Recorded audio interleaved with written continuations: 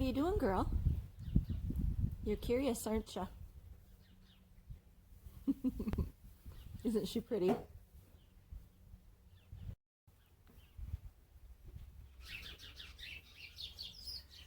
Good morning, YouTube family and friends of the flock and the farm. I am still, it's the end of March and I'm still on my social media break, but I did want to stop in and say hi and catch you up on a few things, maybe have a little chat. So I'm down here in the barn and doing a bucket talk. And I did have this angled where you could see the sheep, and now they're kind of moving around. So hopefully they wander in and out of the shot here for a few minutes. This is just going to be real short, just to say hi, tell you a few things that are happening. If you haven't been here before, my name is Carrie, and I'm coming to you from the middle of the mitten, Michigan's Lower Peninsula. I live on a small farm with a small flock of sheep and a horse and my family, and so yeah, that's what's happening here. It is the end of March, but we've had a change in weather. We know it's not spring, but it has been bitterly, bitterly cold. And today's the first day in several that the wind isn't just howling and the wind chill isn't in the negative temperatures. So I thought it was a good time to say hi.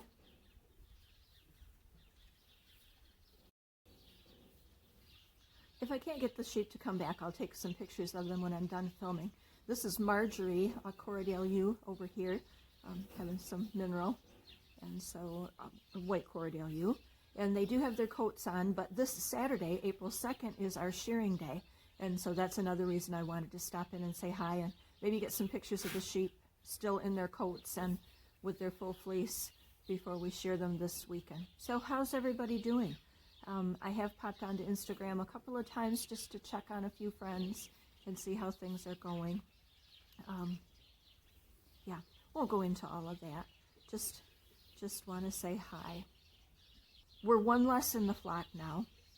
On the first day of spring, that weekend, we lost our Francie, 14 years old, and a good buddy, and really valuable to me because she helped bring up ewe lambs that we were keeping in the flock. You know, she was so tame and kind of taught them manners and to not be afraid. And her teeth were getting bad.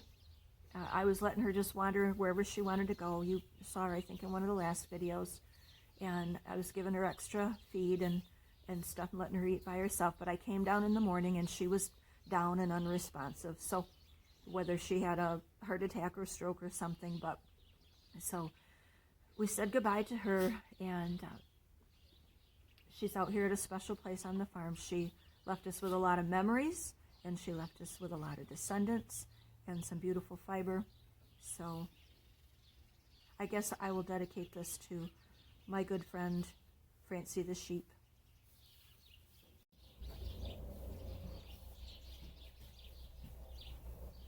Kyle is really shedding his winter coat. Aren't you, buddy? Been out eating your salt? He looks pretty good, doesn't he? Through the winter. He likes to steal from the sheep, or maybe I should say he likes to share. He has his own feeder, but and you can see that the barn's going to need to be cleaned, but we don't do that till a little later on when we get through the real spring wet. This is Naomi sniffing the air. Someone characterized a sheep who was all business, and I would say that's Naomi. She's not exactly wild, but she sees everything that goes on. And that coat is actually not tight on her. There's plenty of looseness in the leg. Got a beautiful fleece underneath. And I might say, I don't think I mentioned here that, but most of you know that we're not lambing this year. So, and when I come back from my break, I guess we'll talk about whether we're going to lamb in the next year or whether we're going to continue this fashion. So everything's okay, Naomi. See the sugar lips.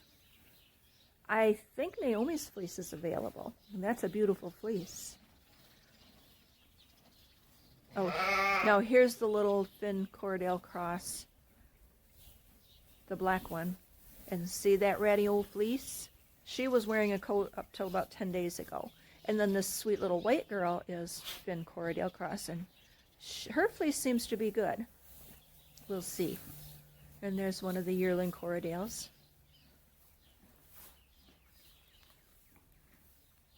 So, what about your fuzzy face, huh? Do you see yourself? Hi, buddy. Hi, buddy. Handsome boy. Handsome boy. Aren't you? I think I will have showed you a little clip of a before, and this is after. I've got this alleyway all cleaned up and ready for tomorrow. And what we'll do is, this is ahead of me, behind me is where it goes out into the lean-to part of the barn where the sheep, where I just was showing you the sheep where they're eating. So we'll run them in here in the morning, we'll pen them up here and take their coats off, and they'll be on solid ground, and then the shearer sets up just about where I'm standing here underneath a good light and shears, and then we're able to do the feet, give vaccinations if anybody needs any, and put them back out onto the barn floor on some nice dry straw. And I probably won't put the coats back on right away. They're really itchy after they're shorn, and they'll spend a lot of time itching and rubbing, and so we'll wait to put coats back on then. And we may not if grass comes on enough that they can go out onto the grass. My practice for the last few years is to not coat the sheep when they're not eating hay. They don't really need it if they're out on grass. So anyway, that's that all set up. Works out real good. And then I have another area off to the side where I'm all set up with my bags and ready to put the fleece in. I've got my bags and my name tags so that they go in, and then and we have a broom right there and can throw the scraps into that. So that's that.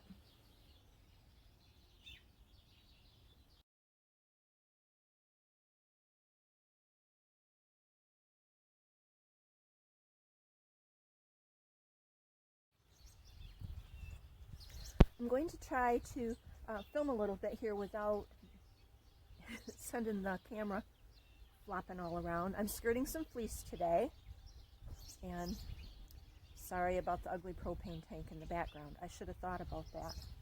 But I'm going to record a little bit here. This is a thin Corriedale Cross lamb, and I can't remember if I had put out some pictures of her that she lost her coat about a month ago, and a good bit of her fleece looks like this. I'm going to cover my face for a minute, see if this will focus. And if it doesn't, I'll take a picture and put in. I'm going to play with this fleece a little bit before I offer it. It's actually reserved, but I may not put it up for sale. It has some issues. It's beautiful, color-wise, but even the places that are a little bit more clean, and let's see, look at that variety of color. Can you guys see that? From almost black to a blue-gray. But we'll see. We'll see. It was, before I started skirting it, it was 5.5 pounds, and I've probably skirted away half of it, either because of extreme chaff and VM contamination. Not contamination, but, you know, like here's another area to hold this up again. And just, so anyway, this is the first fleece I'm skirting in 2022. I usually start with the white and work my way through, but because this one is reserved and I was real curious about the condition of it, I decided to do this one first. And so I will finish skirting it, and I'll wash some samples up and report back to you guys on how that looks. Okay, I'm pretty well done with this little thin Corriedale Cross fleece, and I thought I'd show you a few things here on the fleece. Her coloring, her front half is nearly black, and then she fades to kind of a silver gray, which is what you see here. Also, her fleece is very inconsistent as far as crimp. in length. The front half, very tightly crimped, very fine crimp and shorter, and then moves on to the long, more open locks on the back. And that's not unusual in a first generation cross. She, probably took qualities from both parents, the Corriedale Ram and the Finn Ewe, and her fleece falls somewhere in between. But so that would be something that, if somebody were buying the fleece to think about, or that I would point out. I'll weigh it up and see how much I've got left. I'll wash a generous sample of this, both from the dark areas of the front and the light gray on the back, and see what I come up with before this would be offered for sale. So let me get a closer shot of this dark. Of course, it's not going to show as dark as it actually is here on the camera, but some pieces of VM, and even though she was coated the lighter tips, but of course this is a lamb fleece, so that's not surprising either. All right, I'm anxious to get in and get some of this washed up and play around with it, so I'll keep you posted.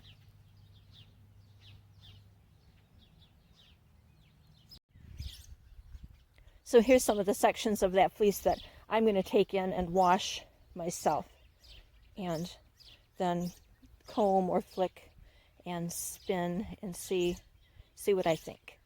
The silvery gray that was on the back end, more open, some more crimpy, and then the really dark from the front half of her fleece, and see how it does. So that's what I'll be doing this afternoon.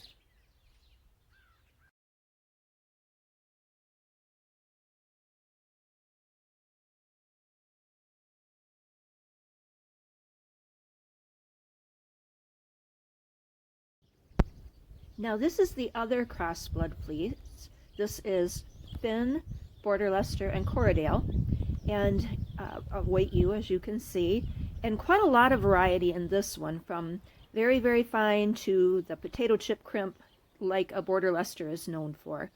A little bit of yellowing in this fleece, and I haven't sampled this one yet, but I think it's going to be an interesting fleece to work with. So I just wanted to show you that and say that I hope you might consider the joys of working with a crossblood fleece. They can be very interesting to find the variety that comes within that fleece. So I think this one is going to be fun. A little bit more of a matte, more of a dull finish, but we'll see. I'll let you know how the washing and combing and sampling turns out to be.